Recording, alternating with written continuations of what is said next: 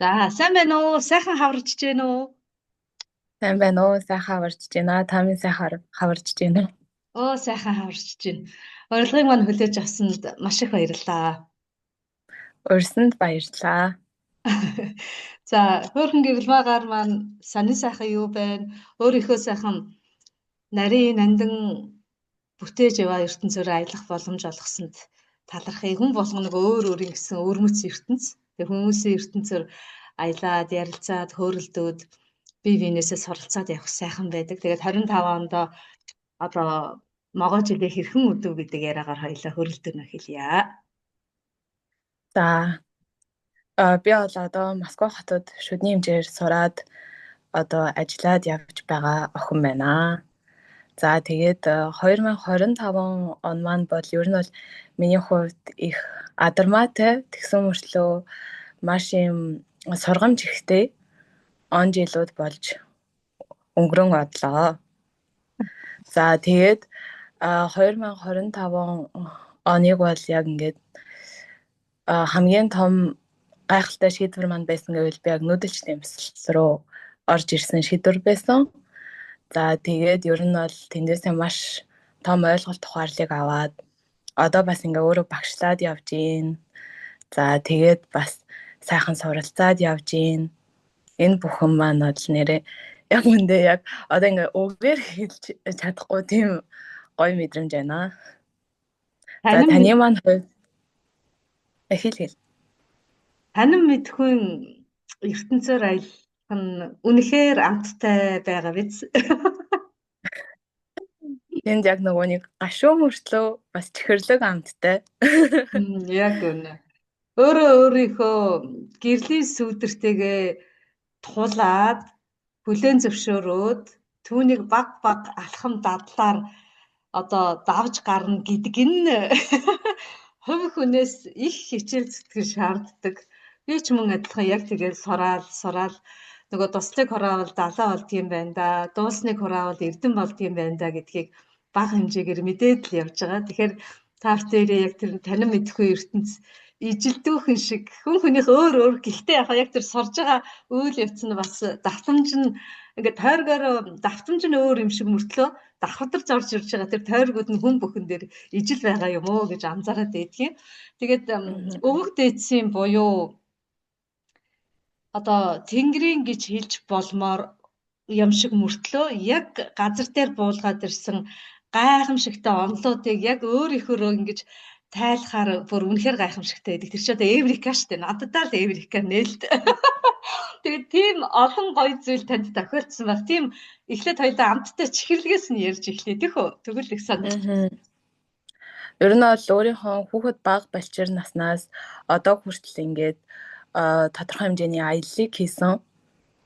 За тэгэл яг тэнд бол яг сайхан дурсамжууд маш гоё тэм гэгээлэг миний хүсэл мөрөөдөл зориг за тэр бүгдийгаа нэрээ би хүүхэд байхдаа ийм юм хүсэжсэн штэ би одоо яагаад тэрийг мартцсан байсан юм болоо гэд тэгээд тодорхой хэмжээний бас хүүхэд байхдаа хүсэжсэн өөрийгөө тодорхой хэмжээний бага хэмжээний бүтээсэн байгаадаа бас маш их баярлсан миний дотоод хүүхэдээс тэнд хөөрхөн баярлаад за тэгээд тэр дотоод хүүхдийн нэгдэл гэж одоо хэлэх юм уу да.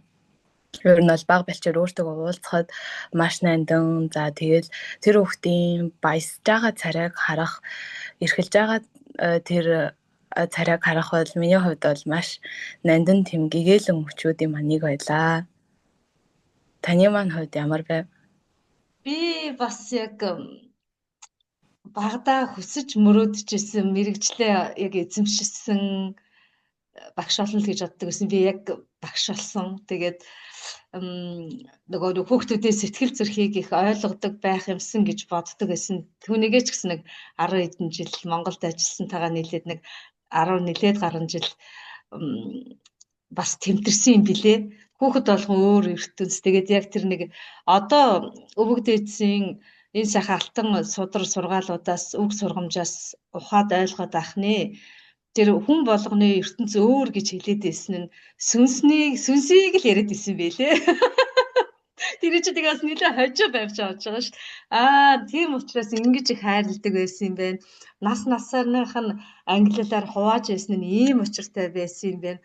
Одоо тэгвэл өдий насны өнцгөөс эргээд ингэж харахад чинь энэ бүх нарийн мэдрэмжүүд бүр ингэж яг амьдрал дээр нөгөө гүн ухаарсан зүйл эргээд үйлдэл болж гарахтаа бүр нэлээд тийм ухамсартайгаар гардаг юм байна гэдгийг өөр дээрээ би жоохон мэдрээд байгаа гэх үү. Тий. Тэгэхээр нөгөө өвөг дээдсийн хэлж үлдээсэн тэр амьдралдаа бидний хэрэгжүүлж байгаа өдөр тутмал байж исэн тэр үйлдэлүүд энэ төр гэдгийнх нь ард талд нуугдж исэн гүн ухаан нь үнэхээр агуу юм байна гэдгийг бол одоо бүр алхам тутамдаа маш гүн гүнзгий мэдрээ. Тэгээд одоо өөрийнхөө хоёр хүүхдэд л аминдаа нөлөөлөх гэж хичээх юм да. Тэгээ одоо санснаар бас болохгүй юм. Гэхдээ яг ямар ч байсан ээж нэг юм ярьж иж байдаг байсан шүү.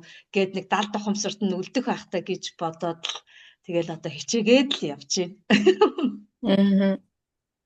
Харин яал одоо ингээд мэдээд танин мэдээд гэхүү танин мэдсэн зүйлээ танин барьж аваад яг ингээд үйлдэл болгоод ирэхээр таны ингээд хажуу талдаа нөлөөлж байгаа нөлөөлөл хэрвээ өмнөхөөсөө гэрэл маа чи өөрчлөгдсөн байж тээ гэж найз нөхд нь хэлж гин үү хариу үйлдэлүүд танд ер нь хэрхэн мэдэгдэж байна? ер нь бол манай нэг найз намайг тэгсэр чи гэрэл маа биш үү гэж бас би бүр ингээ гайхаад үгүй юу яриад байгаа юм би гэрэл маа л штэ гэдгсэн чинь үгүй чи шал өөр байна чи гэрэл маа биш байна гэх тэгээ би гайхаад за одоо ингэж бодож байвал яах вэ гэж бодоод тэндээ үлдээгээл тэгэл ер нь бол нөгөө нэг өмнө нь одоо ганцхан нөгөө нэг би гэдэг утгаасаа бодоод байдаг байсан бол одоо нэг арай өөр өнцгөр ч юм уу те ээж аавынхаа бол ээж аавынхаа талаас харах ч юм уу найз нөхөд бол найз нөхдийнхээ талаас харах ч юм уу тэгээд ирэхэд юмнууд арай нэг одоо юу гэх юм өмнө нь болохоор би гэл ингээл нэг туужих гал байж тээ тэгэхэд одоо бол нэг арай дотор амгалан тэгээд энэ хүн ингэж бодож байгаа юм байна ийм болохоор ингэж бодож байгаа юм байна тэгэхээр миний хувьд нэг юм байгаа юм байна гэд арай нэг уужуу шийдвэр гаргадаг болсон юм уу Өөжин байна гэхэр чин амьсгалд авчдахгүй буруу шийдвэр гаргахгүй тий хохирол баг учрна гэсэн бас тойрог гарч ирдэг юм шиг байгаа юм тий одоо ингээд өвгдөөс ээж ч одоо бага хахад сургууль дээр багш нар ч гэсэн амьсгал ав гэдэг гэдгээсний учир нь тэр амьсгал ороод ингээд арай урт авахар чи хүн чин тэр муухай үг хэлэхгүй тий буруу алхам гаргахгүй зохичсэн бол зохио боломж гэдэг юм уу нэг тийм бодлын зөв эргэлтэнд оруулдаг байсан юм байна да гэдгийг. Тэгэхээр одоо ингээд эргээд харж байхад амьсгал авах зөв хоол хүнс сэргэлэх зөв унтахыг л маш сайн бидэнд зааж сургадаг байсан юм байна. Даанч бид нар тэрийг жоохон дутуу ухаад байдаг гэсэн юм байна л гэж одоо эргэж хараад байгаа ш. Тийм яг нэг тиймэрхүү юмнууд болт юм байл. Харин тийм. За тэгвэл таатай сайхан гэрэл гээтэй зүйл нь яг одоо өстө нэр ямар урам хогормаар юм бэ? Ийм муухай ахтай яахав те гिचсэн зүйлс танд одоо өөрийгөө ингээд толдоо тарсан чи би одоо ийм амар ахтай яах вэ гэжсэн тийм зүйлстэй нүүр цолоо.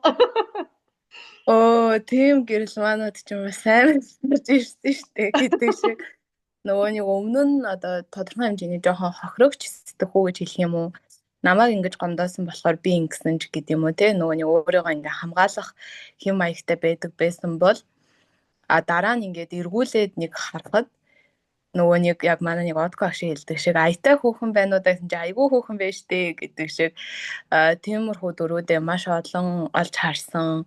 За тэгэл одоо аав ээжтэй харилцаан дээр ч бас намайг ингээд байна би инхийг хүсээд ахад намайг ингээ хориглоод байна ч гэдэг юм уу те тэр үед болохоор яг хизээч яг нөгөө аав ээжийн талаас юрч бодож үздэггүй байсан юм байлээ. Ер нь яагаад намайг ингээ хориглоод байгаа юм бол яагаад намайг ингээ явуулахгүй гэдэг байгаа юм болж гэдэг юм уу те амхандаа нөгөө охиноо хамгаалчих гэдэг шүү дээ бас тэр зүгээс нь тэгэхэд болохоор би ингээ гой найзуудтайгаа баймаар байна. Би ингээд одоо ингээд 18, 19, 20 настай идэх гой ингэж божигндаг нас минь гээл нөгөө нэг дүүл нисч гээл тэрүүгээ дүүл нисгтээ жоохон буруу зүг рүү дүүл нисч гээд гэх юм уу.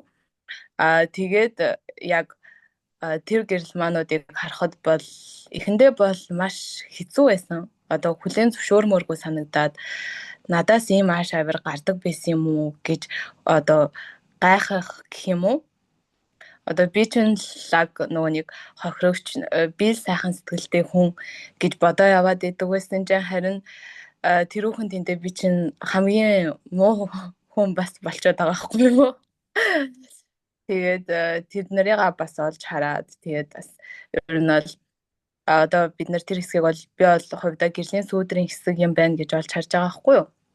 Одоо ер нь бол миний муу тал, сайн талууд. Тэгээд ирэхэд одоо бид нар бусдын үүднээс хараад тэгснээ дараа нь өөрийнхөө үүднээс бас харахад нэг тиймэрхүү шийдвэр гаргах одоо үе байгаа шүү дээ. Мэдхгүй болохоор л хүн ер нь алдчихж байгаа. Тэгээд тэрийг олж хараад засаад явах нь одоо бидний цаашдаа амьдралын суралцах зам мөр юм болов гэж би ухсан дотроо. Харин тийм ээ. Тэгээд алхам тутамдаа тэнгэрт явтлаа ер нь битгий тэгээд тасралцгүй суралцаа. Би энэсээ орчин тойрноос ан амтнаас ургамлаас хөрөс шорооноос ер нь бүхэл зүйлээс суралцдаг юм байна гэдгийг илүүтэй их одоо ойлгоод байгаа гэхүү. За тэгээд оюун ухаантай хүн юм чинь мэдээж те хүн хүнтэйгээ харьцна гэдэг нь бүр нарийн найнтай холбоо байгаа те. Та тэгэхээр сурч байгаа мэрэгжил маань хүний эрүүл мэндтэй холбоотой. За тэгэл одоо эрүүл сайхан шүдтэй байгаад жарч ажиллаад байх юм бол хүн ер нь сайхан таслах юм билээ шүү дээ. Тэгэхээр тавд бүр яг энэ алт биений эрүүл мэндийн бүр хамгийн чухал хэсэг болох амны хөндийг хариуцж байгаа юм байна.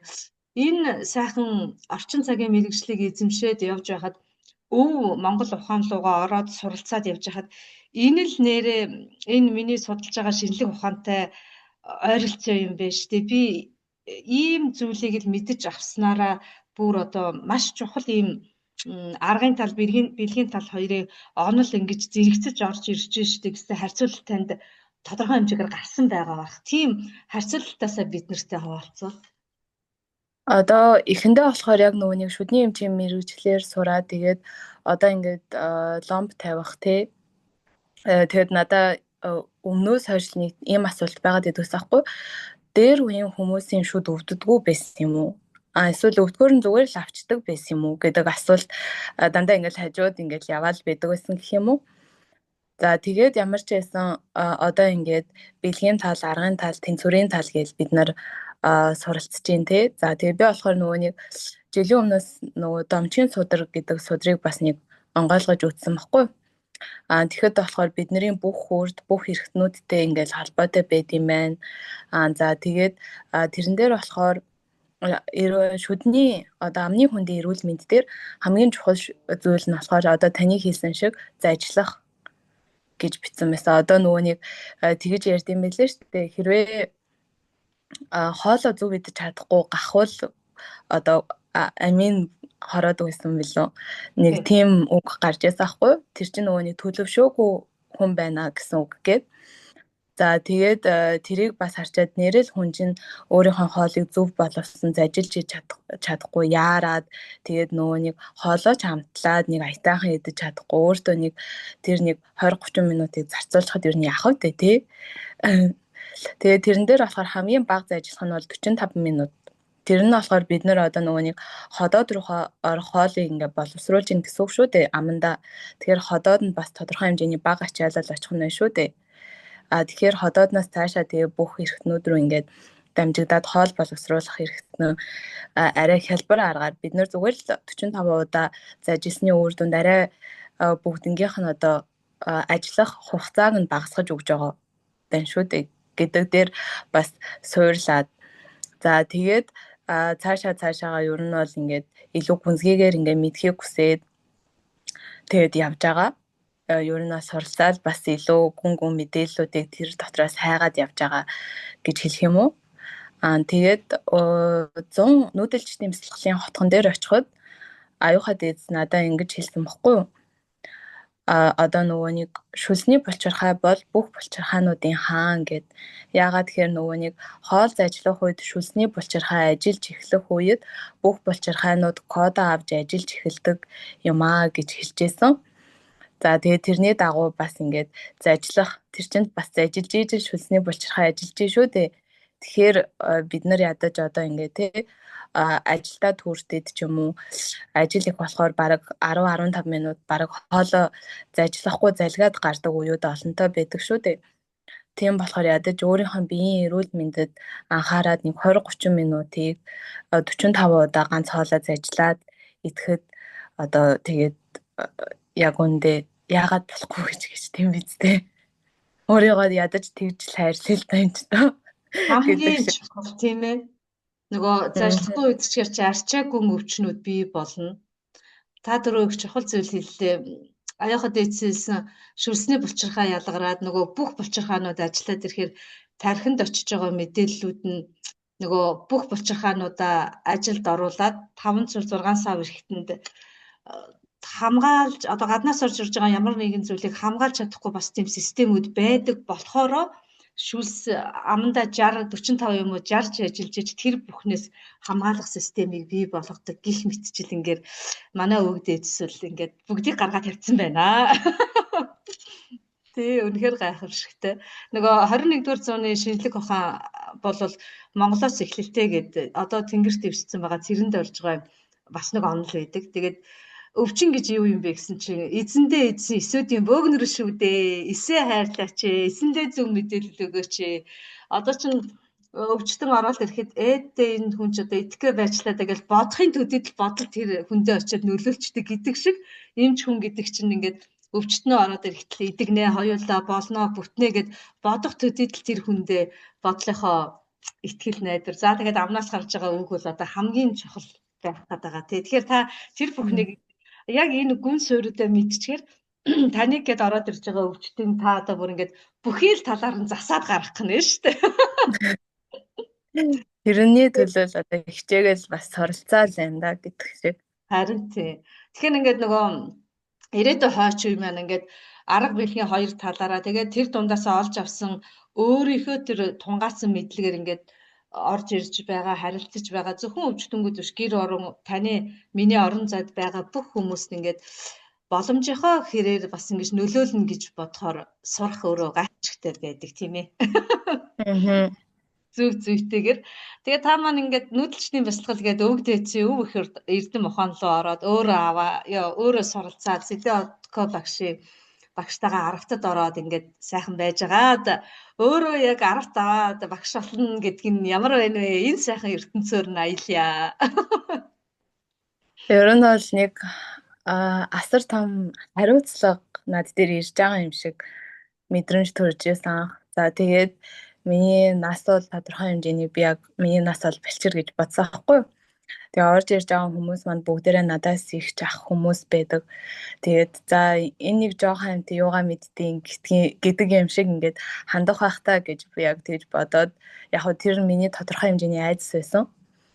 Тэгээд яг багшлаад явж явах зуур намайг ингээд хүндлээд багшаа гэж ахад надад ингээд маш юм гоё мэдрэмж төрж байсан бүр ингээд нөгөөний дотроос хайр ундраад гэх юм уу те. Тэгээд вау энэ хүмүүс чинь намайг ингэж хүндэлж штэ ямар гоё юм бэ энэ мэдрэмжийг авах чинь ямар сайхан юм бэ гэж бодоод тэгээ улам ингээд илүү одоо шавнараа гэсэн тэднийг гэсэн сэтгэлийг илүү ингэж гаргахыг хичээгээд ер нь бол ажилласан гол нь одоо бид нар ярьж байгаа штэ чин сэтгэл тэр хүний төлөөх гэсэн чин сэтгэл за тэгээд надад юу байна тэрийг өхийг л одоо ингэж зорж гинэ л гэсэн. Харин тийм ээ аргатын системийн давуу тал нь 10 өөр хүн мөртлөө нэг эвлээд байгаа тий. Тэгээд тэр чинь 10 хүнийхээ шавийнхаа гэхүү таны хүндэтгээд ороод ирсэн тэр олон хүний одоо сэтгэл зүүн болоод би сэтгэл оюуны тэр байдлыг урьдчилан харж тосож мэднэ гэдэг нь багш хүнээс их хичээл зүтгэл хайр инрэл чармаалт тууштай байдал тэсвэр төвчээр шаарддаг юм билээ. Би мөн арга тавж үзчихсэн. Тэгээд та яг хэллээ. Хариуцлага гэж үнэхээр өндөр хариуцлага тийм ээ. Хариуцлага чинь тэгээд хамарч байгаа одоо орон зайдаа хэр хариуцлагатай байна. Тэр чинээгээрэл одоо буцаад нөгөө авсан шигээ өгөөд өгсөн шигээ аваад ингээд харилцсан тийм тойргол яваад байдаг юм байна л гэж ер нь би тохоо иддэг гэжсэн тий. Тэгэхээр шавнар нь танаас ингээл зөндөл асуулт асууж байгаа. Ерөөсөө таны бодож байгаагүй эн чинь нэрээ тийм билүү гэжсэн сонирхолтой асуултаа бид нартай хариултаа хуваалцвал танд одоо эрдэн болоод зарим хүмүүс чинь ингээ эрдэн болоод үлдчихдэг тий. Тэр сайхан зүйлс бидэртэй хуваалцвал зарим үед одоо ингээд нөгөө нэг хилцүүлэг хичээл явагдаж байх үед одоо юу хэм би одоо жишээ нь гэгэрэл хичээлээс сонсоогүй үлдсэн нэг өгч байх юм уу тий. Тэрийг манай шав маань эргцүүлэмж дээрээ дурдах үед би бас тэр шавнараасаа ингээд суралцаад ингээд би бинээсээ суралцаад явж байгаа гэсэн үг байхгүй. Ганцхан тэр үед одоо тэр орон зайд ганцхан би багшлаад байна гэсэн үг бас биш байгаад байна гэж ойлгосон. Бас нөгөө нэг шавнараасаа өөрөө ингээд суралцаад маш авууштай талууд гарч ирж байсан. Тэгээд бас вау энэ хүн чинь ингэдэм байна. Бас ингэж явж болох юм байна гэдэг тийм одоо илүү өөр өнцгүүдийг надад харуулж өгсөн гэх юм уу бас 9 өөр хүний өнгө аяс байгаа шүү дээ. Тэгээд 9 өөр хүн чи 9 өөр хүн өөрийнхөө ертөнцөөр тайлбарладаг. Тэр бол үнэхээр баялаг. Тий. Тэгэхээр яг ингэж нөгөө та хэлээ. Хин хинээсээ л зэрэг суралцаад явд юм билээ тийм ээ. Тэр бол маш авууштай надад бол санагдсан. Тэгээд бас шавнараас минь багш нар гарч ирэх үед бас баярламаар. За тэгэл яг ингээл энэ мэдрэмжийг бол яг өөртөө мэдэрч ийж л яг ингээд тайлбарлагдах гал байна л гэдэг шиг. Таны аргатуудаас одоогоор хэдэн хүн багш болов таны ангиас? Манай эхний арвтаас 4-5 хүн багш болсон юм байна. Тэгээд 2 дахь арвт маань болохоор одоохондоо 2 дугаар шатаа дуусаагүй байгаа. Тэгээд 2 дугаар шатаа дуусны дараа нэг хүн бол зоолттой багш болно гэсэн байгаа. Тэгээд бас бусд нь бодхол ах гэж би бодож байна. Өнөр нь тантай эргэх холбоо хэрвээ ер нь эргэх холбоо чухал юм шиг байгаа юм. Тантай ер нь хүмүүс суужсэн шавнар нь эргэх холбоо ер нь хэрэгтэй байна таад.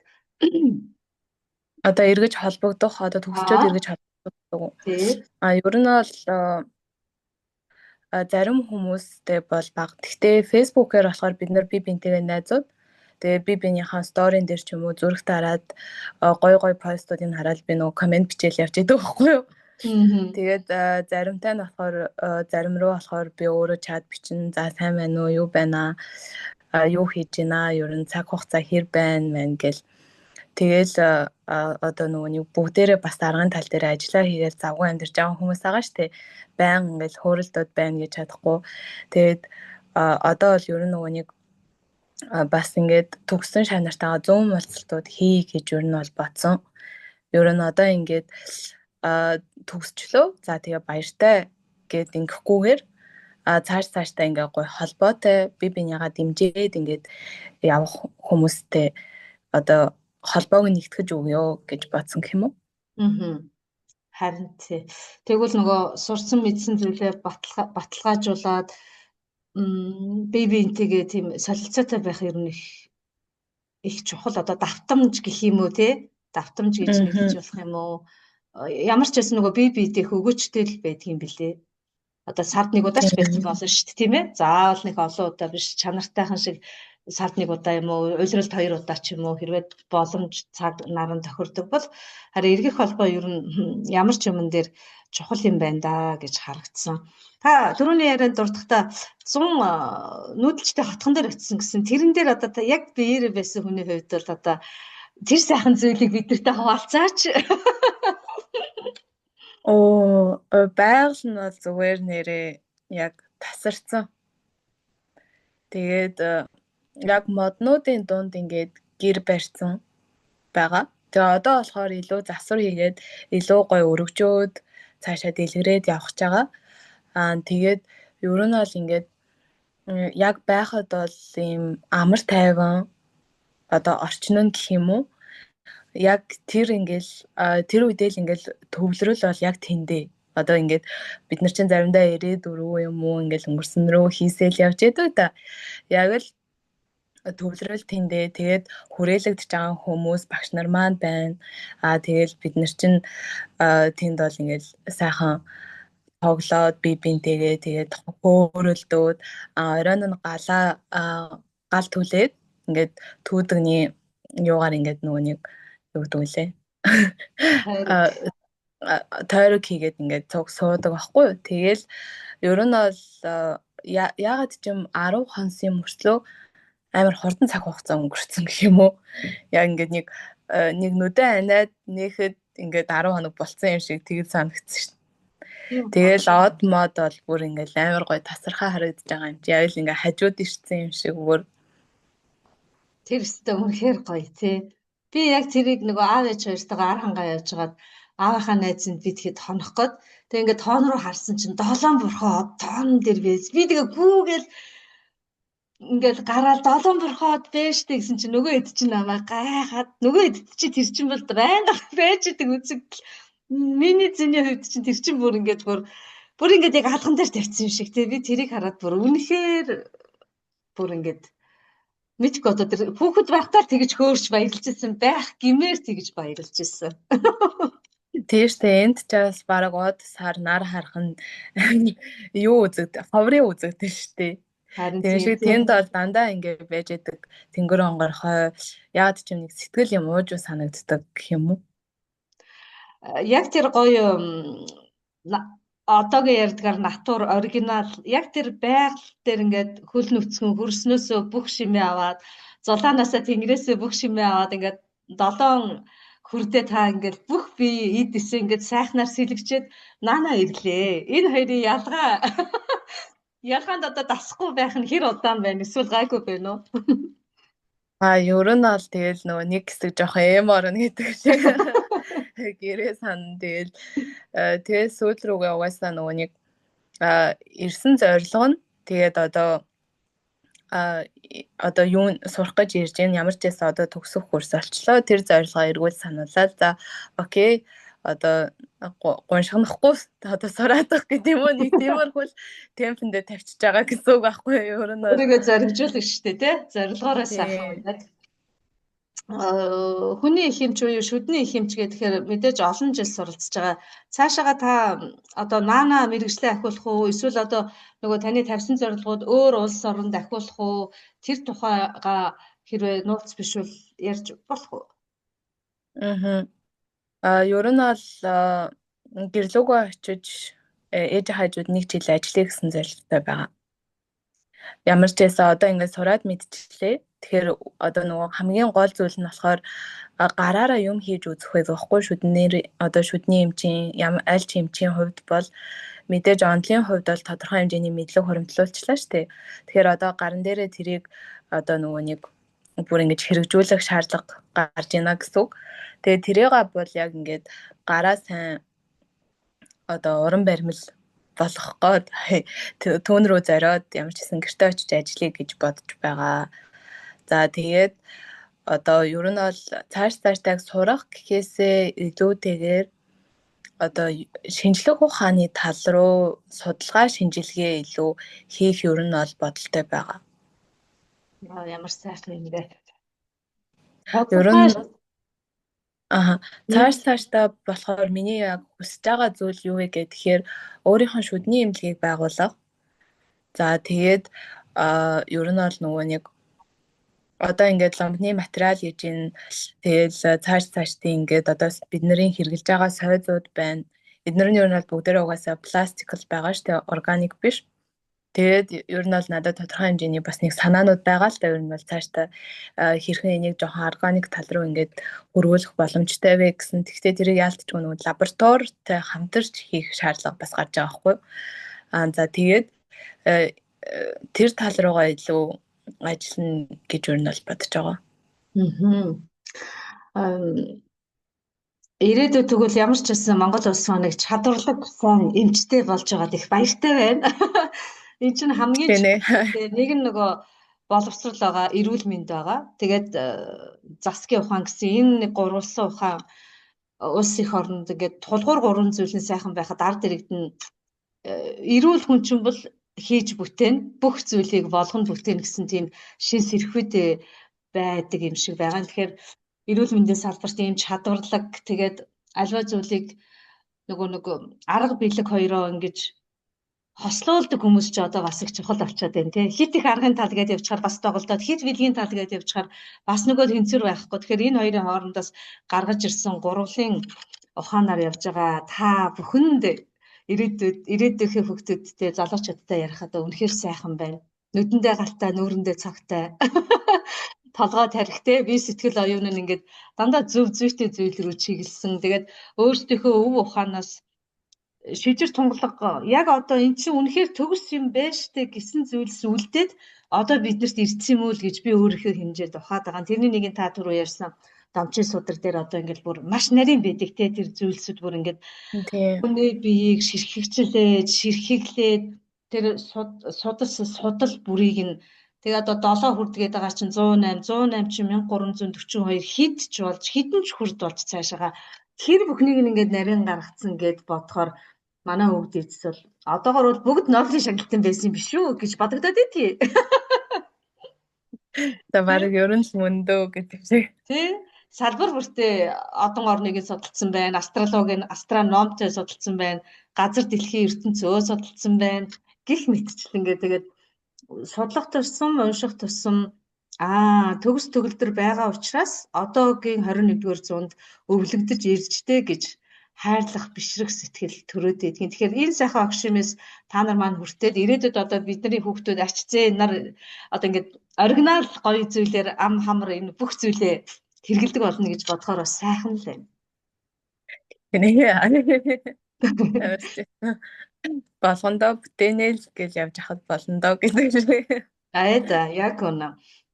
Нэг ярилмаа гэдэг энэ хөргөн нарийн намдын ертөнцөөр за сургуулаа төгслөө инглээ гэд явж хахад хүнд чи эсвэл нэг амьдралд нэг тийм сэртгийн үйл явдал тохиолддог юм шиг байгаа юм. Эсвэл нэг тийм өөрийн дотоод ертөнцид өрнөд байгаа чимээгүй үйлдэлүүд хүнийг нэг энэ бэлэг талтай гэх юм уу эсвэл өөрийнхөө учрыг олох гүн язгуурлуу авчдаг юм шиг байгаа юм. Тэгэхээр таны энэ ертөнцөөр хоёлаа аялал ямар үйлдэл таныг энэ сайхан зүйлтэй холбов?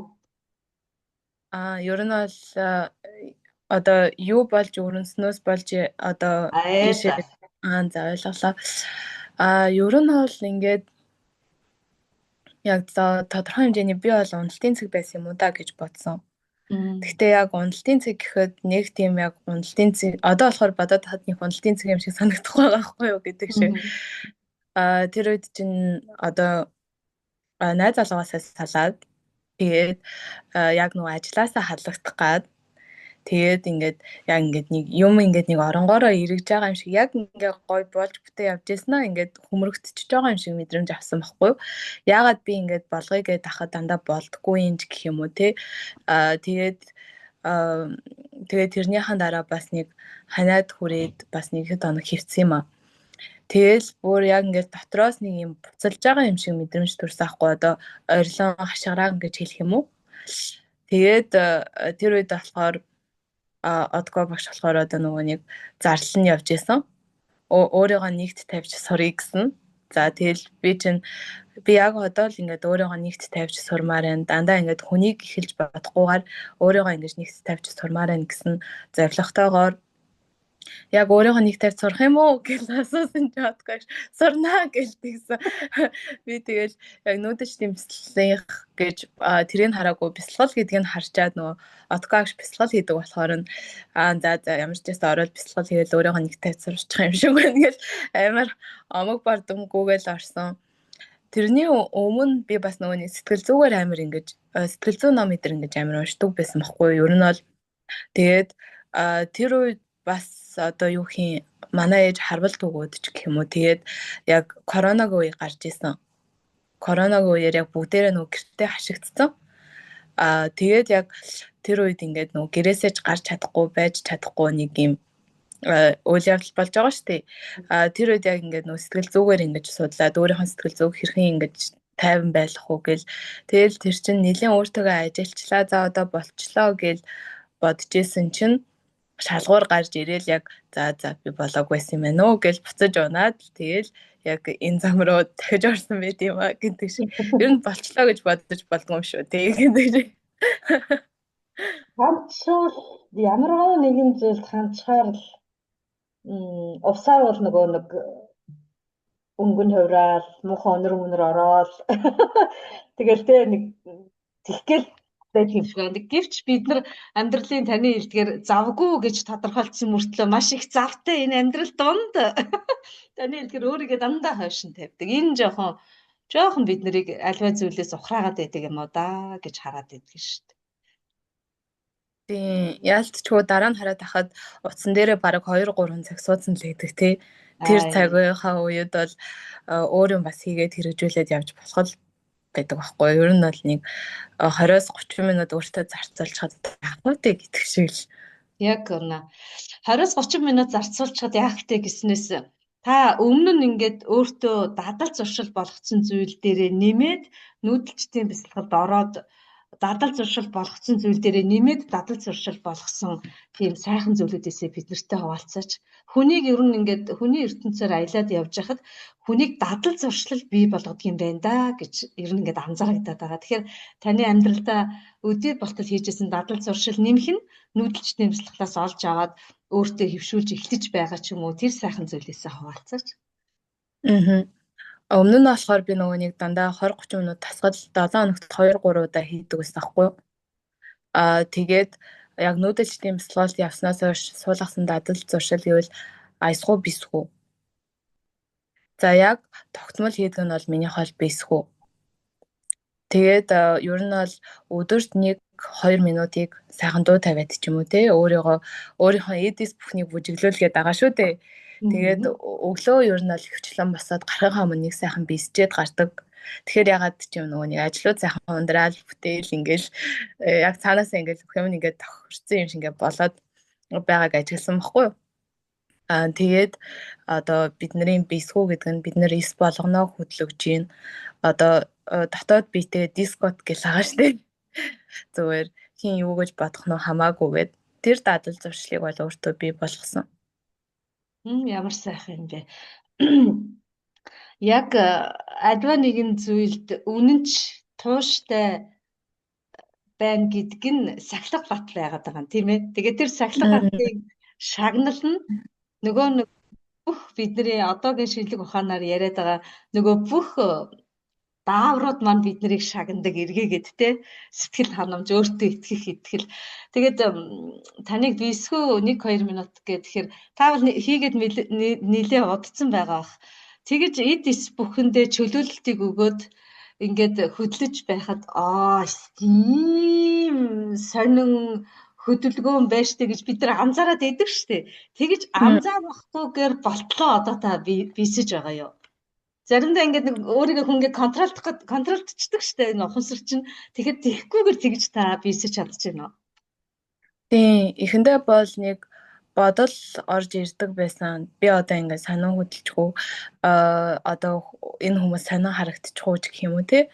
Одоо би ч нөгөө дотор байранд амьдардаг бас манай хоёр охин намайг байн харж идэг байхгүй юу? Бисгүү хийж яхад тэгснэ намайг нөгөө нэг бисгүүсэн чинь манай нэг охин шамаанд бүжиглэж тэнийж авсан.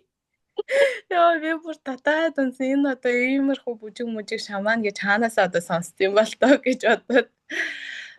Тэгээд дараа нь болохоор арай гайгүй болж эхэлсэн. Дараагийнхаа удаад нэг удаа бараг хүмүүсийн өмнө гараа бүжиглчихэд ер нь их санаа зовхоо сүултээ болчтой юм шүү дээ гэж анзаарсан. Тэгэхээр ингээ агчин тий гоё. Тэр санаа зовлт гэдэг юм уу? Одоо бидний нэрлээд байгаагаар айдас гэдэг зүйл байхгүй болчихвол бид нар одоо ингээд нэлээд гайгүй шат дахиад байгаад байгаа мудаал гэж би тэгж л ухаарад байгаа. Тэгэхгүй тэгээд нөгөө ухамсаргүй орж ирээд барьчихар чинь нөгөөдөг чинь чөлөөлөж чадхаа байж байгаа байхгүй тий. Буцаад ингээд нэг тийм баригдмал байдалтай буцаад орчоод байгаад байгаа юм байна да гэж ажигласан. Тэгэхээр бүх зүйл хөдөлгөөнд байдаг гэдээ ярихаар та ингээд бисчээд эдис ингээд бүгдээрээ уруулдаараа задраа за ингээд хөдөлгөөнд орсны дараагаар таны бид мэдрэгдэж байгаа хамгийн тийм таадамжтай одоо мэдрэмж нь танд хэрхэн төрж байна? Ер нь бол нөгөө нэг өмнө нь болохоор яг таны хэлдэг нөгөө нэг гэрлийн сүудэр гэд байдаг гэсэн шүү дээ. Яг өөрийнхөө муу талуудтай нүүр тулж авах үед би бүр басмаарчгүй санагдчихсэн үед байдаг байхгүй юу? Ер нь ингэж нөгөө нэг зас өмнө нь ингээ амьдрал болол байсан. Цаавал яагаад ингээ өөрөөсөө буруу хайх шаардлагатай ингэж бүр бодоод. Тэгэл тэр үе болгонд босч ирээл би эсгэд ингээ бүр ингээ цаанаас ингээ бүр ингээ ундраал ингээл гоёо болоод дүүрэл ямар ч ясны юм ангижирч байгаа ч юм шиг тийм мэдрэмж ингээд авч ирсэн. За тэгээд цаашдаа ямар ч ясан би схүү хийж хахад одоо төсөөлөл төвлөрлийг оруулж ирж бисэж эхэлсэн. Одоо нөгөөний хүсэж байгаа юмгаа төсөөлж төвлөрөөд бисэж эхэлж хахад цаанаасаа тэр юм манд бүтээд байгаад санагдаад илүү ингэж тэрийг хиймээр ингэж мэдрэмж төрдөг болсон. За тэгээд ер нь бол нөгөө нэг ер нь бол тийм мэдрэмжүүдийг илүү давмгай аваад бисэн юм байна. Төвлөрөл хаана энэ анхаарал тэнд хурж байгаа шүү дээ, тийм ээ? Анхаарлын сан үүсчихэж байгаа. Нэг талдаа одоогийнхоор бол манифест юм да, тий? Ер нь бол тий. Тэгэхээр бодолч өөрөө цахилгаан Саранзан орон мөнх хөх тэнгэртэй холбогдоод ямар орон зайд очиж юу хүсэж тэрэндээ үнэхээр л бүх зүйлийн үндсэн сахилах бат гэдгийг л яг тэр дадал зуршил тэр хүн их илүү ойлгодог юм байна гэж би өөрийнхөө харсан. Тэгээ тэр чинь эргээд бодохоор өөртөө оруулж байгаа асар том хөрөнгө оруулалт байгаад байгаа биз? Тийм. Тий, бүр ингээд юугаар ч үнэлэшгүй одоо мэдгүй мөнгөн тоогоор доллараар хэлгээвэл тэдэрчтэй гэж хэлж бармааргүй тийм хөрөнгө оруулж байгаа юм байна да гэж харсан шүү дээ. Яалтчгүй сахилах бат гэдэг бол хүний амьдралд дандаа цуг байх шаардлагатай зүйл юм шиг надад бол санагдсан. Харин тийм. Би ч өмнө нь нөгөө нэг хэсэг таргалчаад турахтаа юу яатсан турахтаа болохоор газ турчий гэж бодоод тэгээд нэг дэглэн байраад тэгээд дасгал хийдэг байсан. Тэр үедээ болохоор тодорхой хэмжээний жингээ хасаад тэрэндээ ханаад тэгээ хийхэ болцсон байхгүй. Тэгсэн чинь нөгөө нэг хийхэ болох үед хүн чинь улам таргалчтай юм байлээ штэ. Тэгээ улам мираалаад тэгээд яг би ч өөрөө намхан хүн тэгээд метр 58 гэсэн мөртлөө надад 62 илүү 63 болсон юм аа. 60 илүү ямар ч гэсэн тийшээ нэлээд давсан. Тэгэл ингээ яг жин дээр гараад харахад би ч өөрөө алмаарч байгаа юм чи. Юу илээ? Би чинь 50 48 байдаг хүн чинь юу болчихоо гэж гайхаад тэгэл бүр ингээл цочирталд ороод тэгээд тэрнээс хойш дандаа нөгөө нэг тасглаа хайхаа болсон. Ер нь одоо ингээд эрүүл амьдрал, эрүүл хэв маяг гэж бид нар ярьж байгаа тий. Бидний ингээд дадал зуршлаас бүрдээд байгаа юм байна. Тэгэхээр одоо нөгөө нэг өөртөө нэг 20 30 минутыг би гаргаад нэг өөрийнх нь биеийг хөдөлгөөнд оруулчихад юу нь болохгүй гэж тий. Би эсвэл баг өөртөө 1 2 за дээд нь 10 минутыг гараад бисчихэд бол тэр чинь бас хөдөлгөөн л ахгүй бидний хувьд бол. Харин тий. Яг тэгэж нэг тийм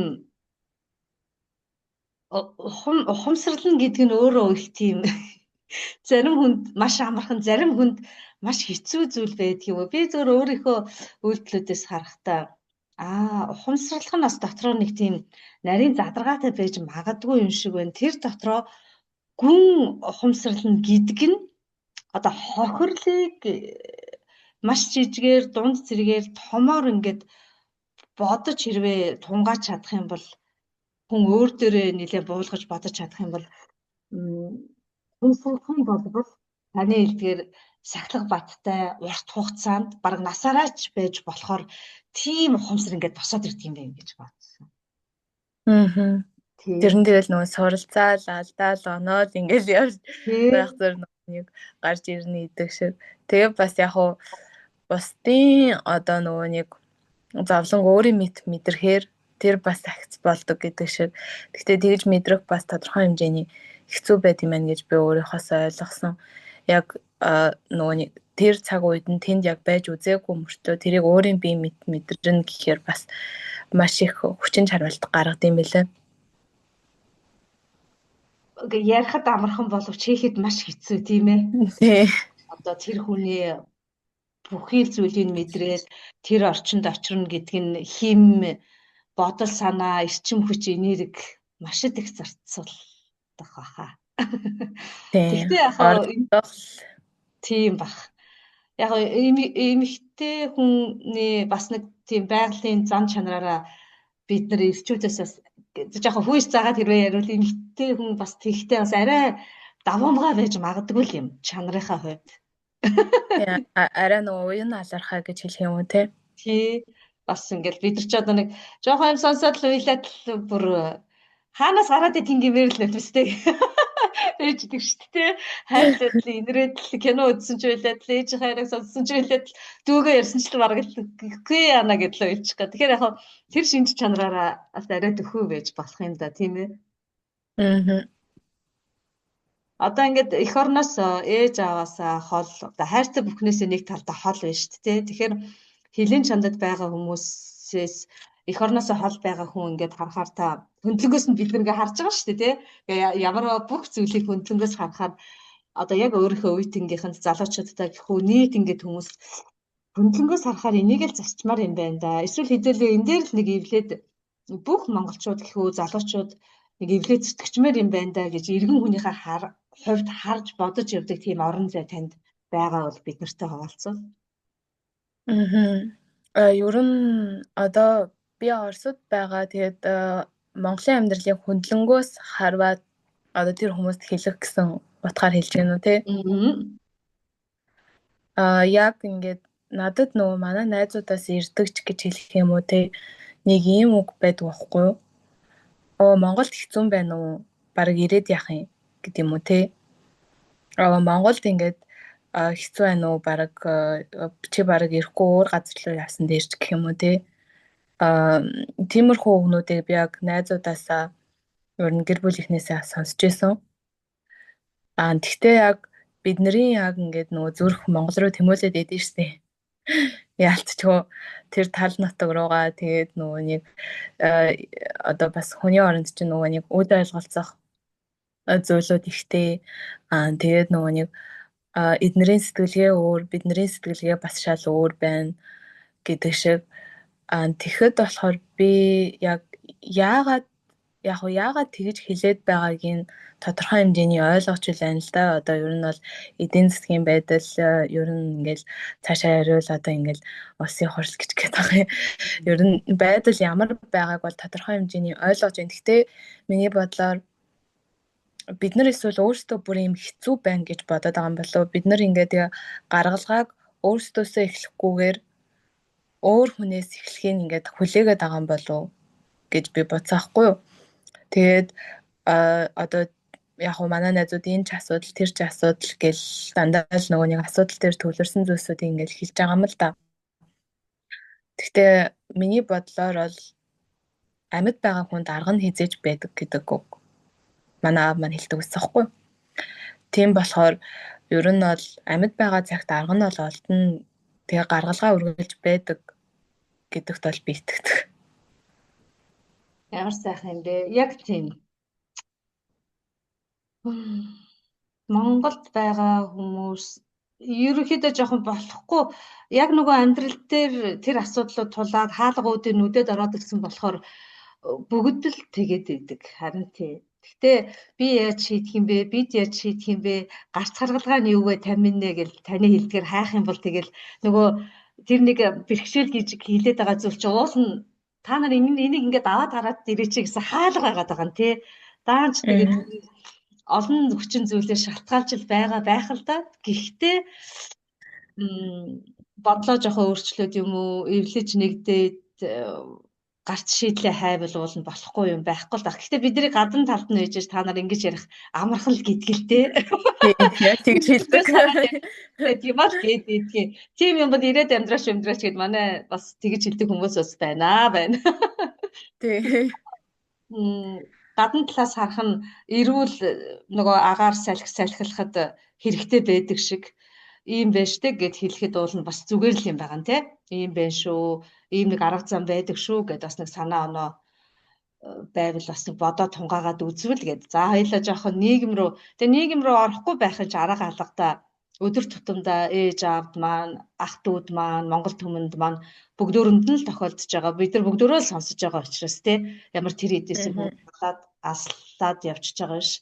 Сэтгэл зүрхээрээ бүгд л яг нягт байдаг болохоор хүн ярилцаж байгаа хүн бүхнээсээ л ямар шийдэл вэ? Ямар гарц вэ? Та юу гэж бодож байна гэж асуудгийг. Тэгээ залуу үеийнхэн маань бас юу гэж бодож байгаа нь чухал шүү дээ, тийм ээ. Ирээдүй болсон. Би болохоор яг одоо нөгөө нэг мухгайхан шиг багшийн тэр рийлэхгүй штэ нөгөө нэг омог болоод цуг амьдэрцгаая. Нэг омог болоод бөөндөө ингээд цуг амьдэрцгаая. Ингээд би бас нэг тэгж боддог байхгүй. Яагаад бид нар ингээ Улаанбаатар руугаа төлрөөд мэдээж яг уу центрлтэй яалтчгүй төв. Тэгээ тэнд амьдрал бас буцалж гин тий.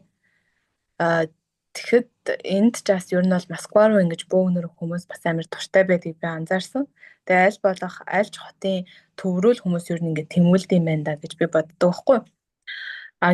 Гэвч яг миний өнцгөөс харахад бусад одоо газрууд маань жоохон эзгүүрээд байгаа юм уу да тий. Тэнд бас ингээд байгалаа алдахгүйгээр сайхан байшин бариад ч юм уу амьдарч бас болохоор нь штэ тий. Тэг ер нь бол би хэрвээ одоо ингээ Монгол руу буцвал тэгж амьдрий гэж бодож байгаа байхгүй юу? Заавал ганц нэг хоттой төвлөрөх биш. Өөр газар очиж байдаг ч юм уу гэж бодож байгаа. Тэгээд гол нөгөө нэг одоо хотод бол шүдний эмзэг зөндөө. Ер нь та басхад л шүдний эмзэг байна шүү дээ. Өөр одоо шүдний эмзэг яг одоо ингээд нөгөө нэг хувийн шүдний эмзэг байхгүй газар тэнд очиод бас нээвэл зүгээр ч юм уу тий. Ингээд гоё өргөжөө цаашаа тэлээд явах боломжтой. Бид нар чинь маш том газар нутагтай 4 саяулаа арт түмэн штэ.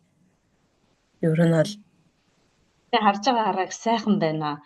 Яг үнэн. Одоо бүр тэн сая гаруй хүн чи Улаанбаатарт буйжгнаад байгаа штэ. Тэгээл тэр төгжил гэдэг гоё юм яриад. Заримдаа бүр дэндүү хөвгөлтэй юм шиг тий. Нөгөө солонгос явж байгаа хүн нь буучсан нөгөө хүмүүс нь гэртээ хараагүй байж гэх шиг.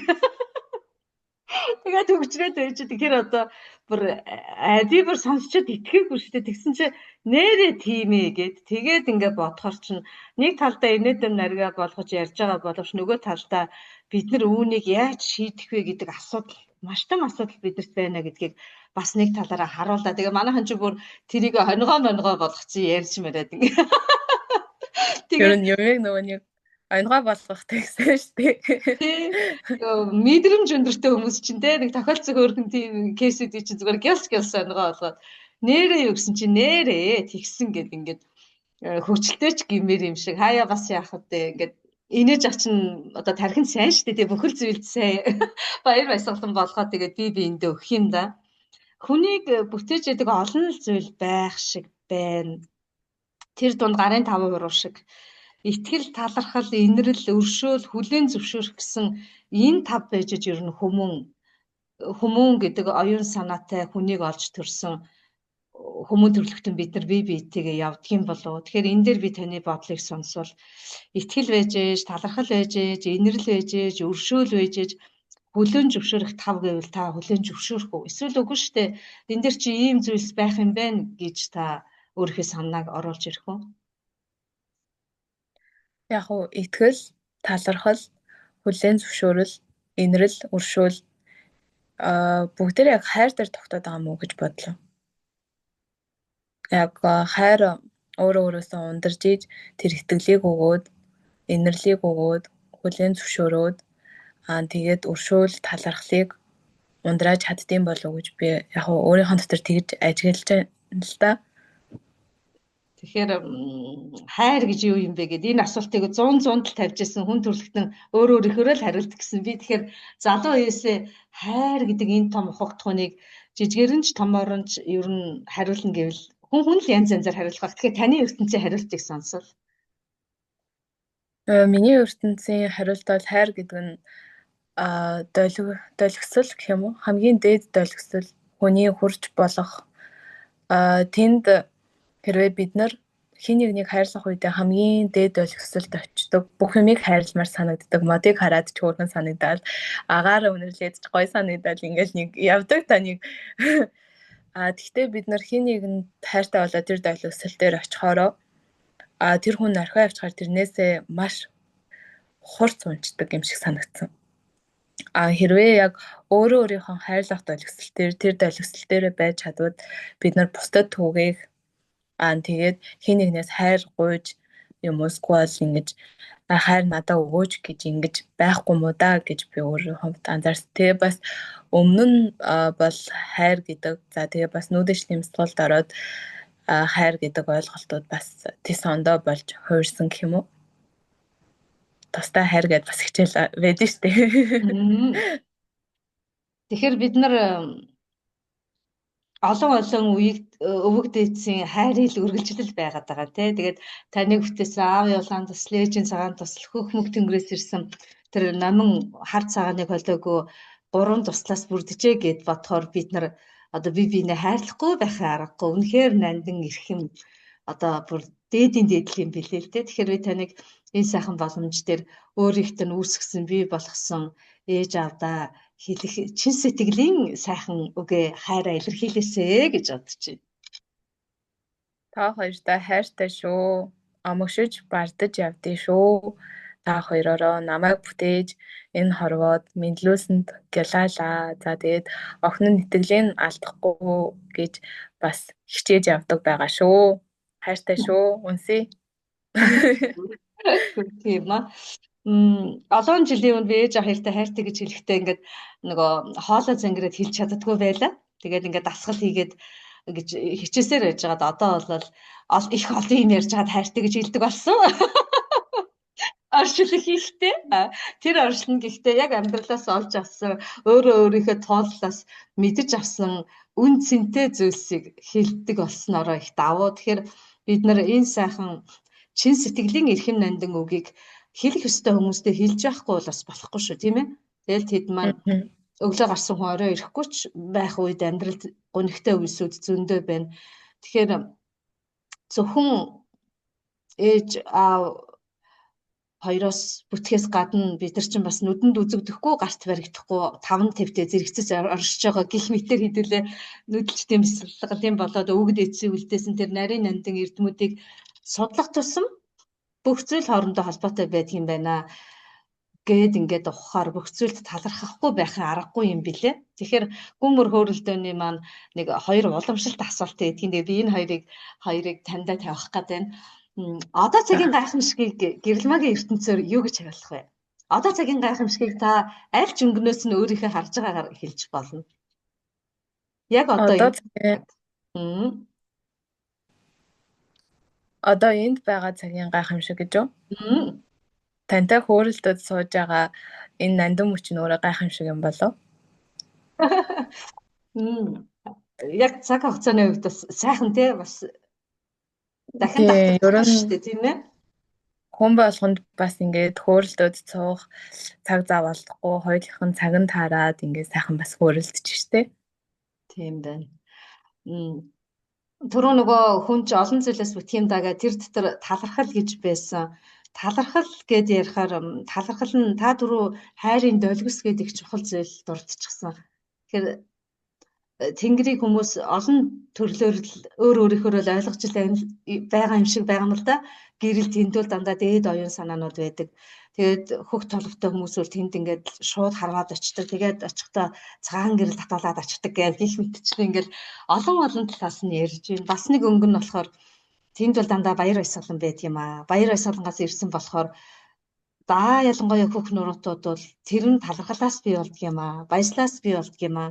Талархал баясал юунаас гардаг юм бэ гэхээр маш сайн бэлтгэсэн зүйлээс гардаг юм аа. Бэлтгэл юу юм бэ гэхээр түрүүний тав дээр ярьсан зөв дадал зуршил юм аа. Өөртөө үнэнч байх юм аа. Сахилга бат юм аа. Гих мэтчил ингээд хоорондоо бүх зүйлс л уялдаа холбоотой байх шиг байна. Тэгэхээр талархал хэлж байна гэдг нь энэ түрүүний битэрийн ярианд дурдсан бүх зүйлсүүдийг даван гарцсан хүнээс талархлууд ер нь их гардаг юм шиг байгаа юм гэж бас нэг өнгө байж болох юм шиг байна. Тэгэхээр өөрийнхөө ертөнцийг өөрийнхөө дотоод ертөнц рүү өнгийгөөд өөрийнхөө тэмтрээд тэр тэмтэрсэн үнэнээ бусдтай хуваалцаад 10-ын системээр багшигээд явж байгаа залуу үеийн төлөвлөлөөсөө талархал гэж юу вэ? Тэгээд талархах боломжийг танд олгож байна энэ мөчд.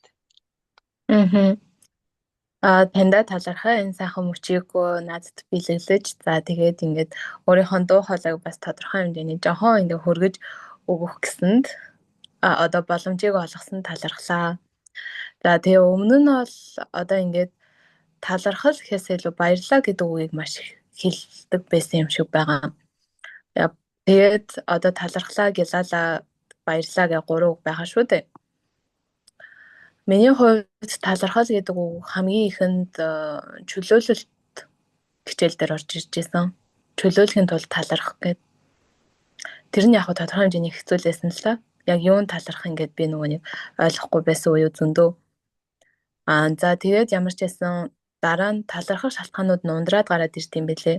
Бидний амьдралд өгж байгаа сургамж за тэгээд бидний амьдралд өгж байгаа тодорхой хэмжээний эхэндээ бид нар яагаад энэ надтай тохиолдож байгаа юм бэ? Новш гэж бодох юм уу те? Тэр нь бол тодорхой хэмжээний сургамж болж дараа нь бид нар тэрийг ойлгосон үед талархмаар санагддаг юм билээ. Тэгэхээр талархал гэдэг бол миний бодлоор бол хорвоо ертөнцийн бүх юмд хүн талархаж болох юм байна гэж бодсон.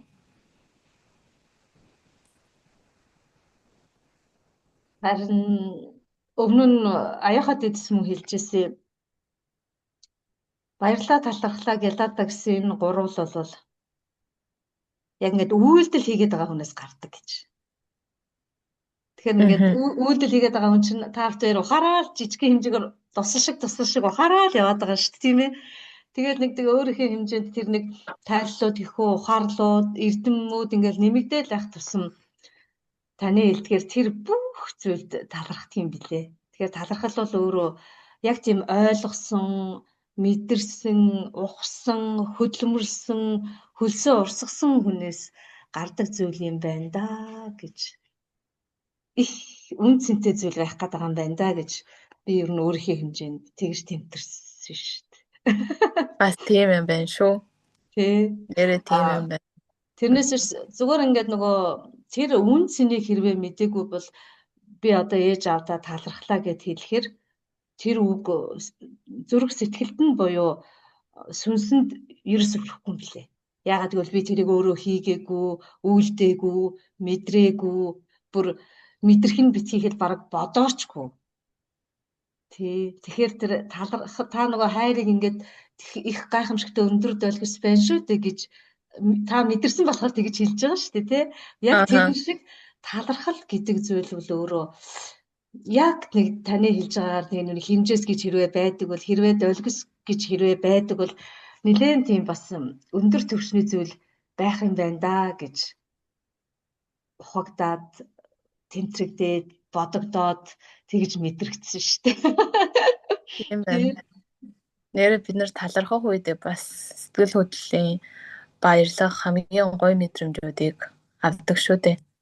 Хин нэгэн талархлаа гэж хэлэхэд тэр хүн ч бас дотроо баярлж л байдаг тий.